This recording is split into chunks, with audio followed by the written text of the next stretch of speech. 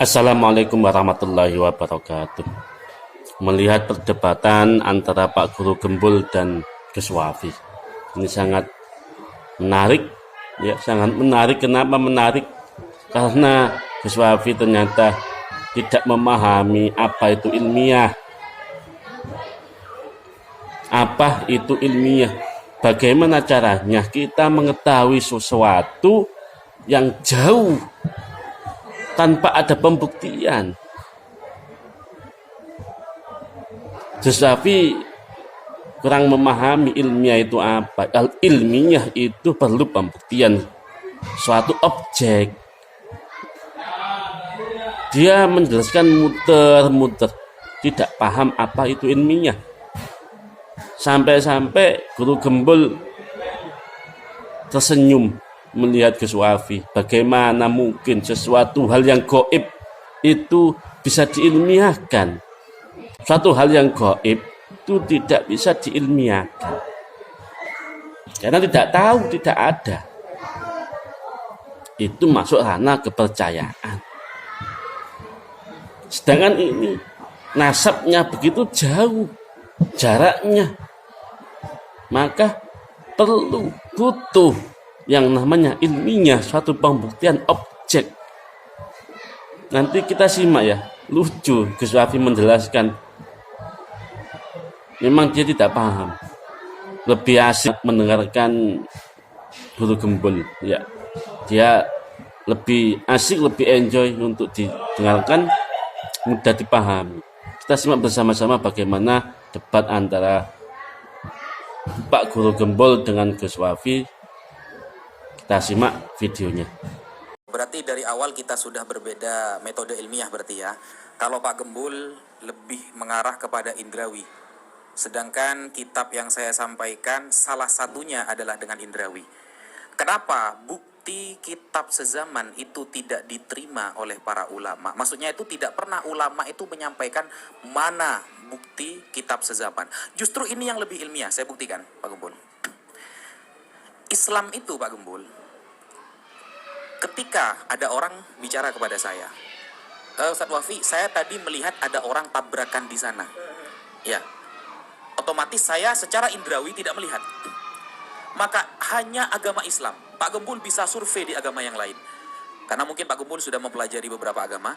Nah, survei. Hanya Islam yang paling ilmiah. Tidak ada agama yang memposisikan akal paling profesional daripada Islam.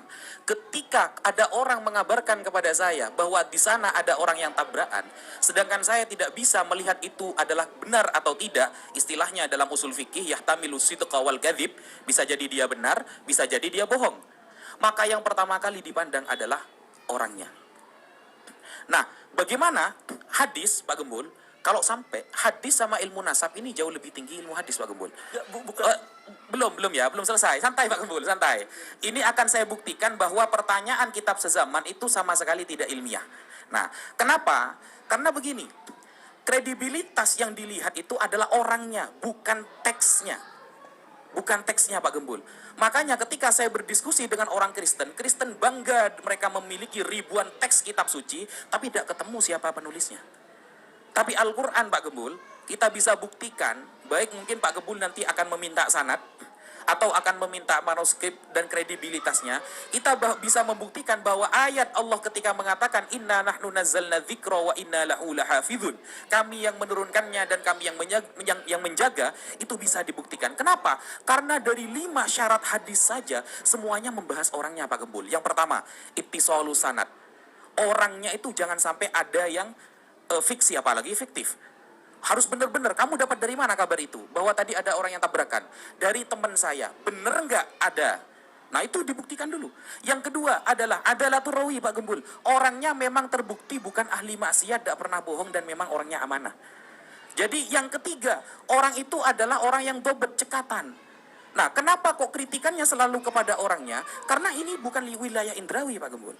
Bagaimana lalu kemudian kita bisa meneliti orang yang 500 tahun lalu pernah melakukan ini dan itu, hanya mengandalkan teks saja seperti perkataan Kiai Imad, mana kitab sezamannya? Ini justru udah ilmiah. Kenapa? Karena perkara nasab ini bukan amrun qot'i, Pak Gembul. Ingat ya, perkara nasab itu bukan amrun qot'i, bukan sesuatu yang 100%, tetapi amrun zonni, keyakinan 80% ke atas. Sehingga ada teori, Pak Gembul, di dalam nasab namanya syuhrah wal istifadah. Bagaimana komentar masyarakat dulu tentang dia, itu yang kita ambil. Begitu Pak Gembul, Manggi ditanggapi. Oke, ya berarti ini menegaskan bahwa ilmu nasab itu tidak ilmiah, karena sebenarnya kalangan akademisi itu menganggap bahwa ilmu nasab tidak ilmiah itu, satu adalah karena mengandalkan tradisi lisan, dan yang kedua adalah tidak memiliki metodologi yang pasti untuk bisa melakukan pembuktian, dan yang ketiga adalah subjektivitas. Dalam hal ini sudah ditegaskan subjektivitasnya oleh Gus Wafi. Tapi gini, metodologi ilmiah itu ketika saya mendapatkan kabar ada mobil kecelakaan di jalan, orang yang menceritakan kepada saya itu adalah unsur kedua atau ketiga. Yang pertama adalah saya datang langsung apakah ada jejak-jejak kecelakaannya atau bukan. Jadi bukan pada orangnya, tetapi pada jejak-jejaknya. Jadi dalam historiografi memang terkaitnya itu adalah pada jejak-jejaknya, pada artefaknya, pada keberadaannya. Nah, terkait dengan yang tadi itu, misalkan saya tanya sekalian pada Gus Wafi, misalkan ya, ini contoh kasus lah ya. Kiai Imaduddin mengatakan kurang lebihnya adalah yang memasukkan, yang mencangkokkan Ba'alawi ke dalam silsilah keturunan Nabi itu adalah Asyakran. Begitulah ya, menurut beliau. Kemudian menurut Pak Gus Rumail Abbas, oh tidak seperti itu karena begini begitu. Oke, jadi di situ polemiknya ada satu orang yang namanya siapa nama lengkapnya itu? Ali Asyakran. Asyakran. Bagaimana metodologi bagaimana cara kita menguji, bagaimana metodologi apa yang bisa kita dapatkan untuk menguji bahwa beliau itu jujur atau tidak? Ya, komentar orang-orang yang kenal dengan beliau. Komentar orang-orang berarti subjektif kan? Begini Pak Gembul, kalau ilmiah itu harus semuanya dengan indrawi kapasitas Ya kita memang semua. itulah ilmiah. Nah, tidak gitu Pak Gembul, gitu tidak. Makanya saya Gini aja dulu. Referensi Pak Gembul bahwa ilmiah itu hanya dengan indrawi di mana? Bukan, ilmiah itu bukan hanya dengan indrawi. Ilmiah itu hal pertama yang diuji adalah yang bisa terbukti secara indrawi. Jadi misalkan gini. Jadi kita itu hanya bisa menguji sesuatu yang nyata, gak mungkin menguji sesuatu yang goib.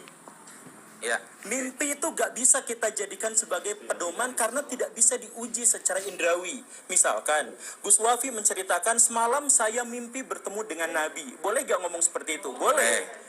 Kemudian saya diwartakan seperti itu. Boleh percaya juga boleh tidak. Tapi mau saya percaya atau tidak itu bukan pengetahuan saya. Karena tidak ada metodologi khusus sampai sejauh ini yang bisa membuktikan apakah perkataan itu benar atau salah. Gitu kan? Oke. Nah, jadi karena tidak ada pengujinya, maka itu tidak disebut sebagai ilmiah. Tidak bisa disebut secara akademik. Tidak bisa diuji. Apa yang bisa diuji dari sesuatu yang goib? Sekarang ada pernyataan. Ada seorang yang mengatakan bahwa ini begini. Dari mana dari mana metodologi yang kita gunakan untuk mengatakan bahwa dia telah jujur? Ya dari komentator-komentator orang sebelahnya. Komentator orang sebelahnya itu subjektif. Ada orang yang dekat, ada orang yang jauh, dan kita benar-benar tidak tahu soal itu. Jadi itu goib. Nah, Ini jadi ini baru masalah dasar. Indrawi bukan satu-satunya. Ini justru malah level yang paling dasar agar kita bisa mengetahuinya secara ilmiah. Jadi kalau misalkan sejak awal sudah dikatakan bahwa ini subjektivitas, buktinya apa? Buktinya pengakuan seseorang diuji berdasarkan komentar orang di sekelilingnya, subjektif. Kemudian yang kedua, tidak didasarkan pada bukti-bukti sezaman dan sudah ditegaskan. Oke, sudah seperti itu. Dan kemudian yang ketiga itu subjektif, kemudian tidak didasarkan pada sezaman. Tidak sesuai dengan ini dan tidak memiliki metodologi verifikatif yang jelas, misalkan ya sudah selesai, artinya ini tidak lagi bisa ilmiah. Kalaupun misalkan nanti menyebutkan ini dari kitab, mohon maaf ya, itu bukan dari Islam, tapi itu adalah produk tradisi masyarakat Arab dan masyarakat Islam pada waktu itu.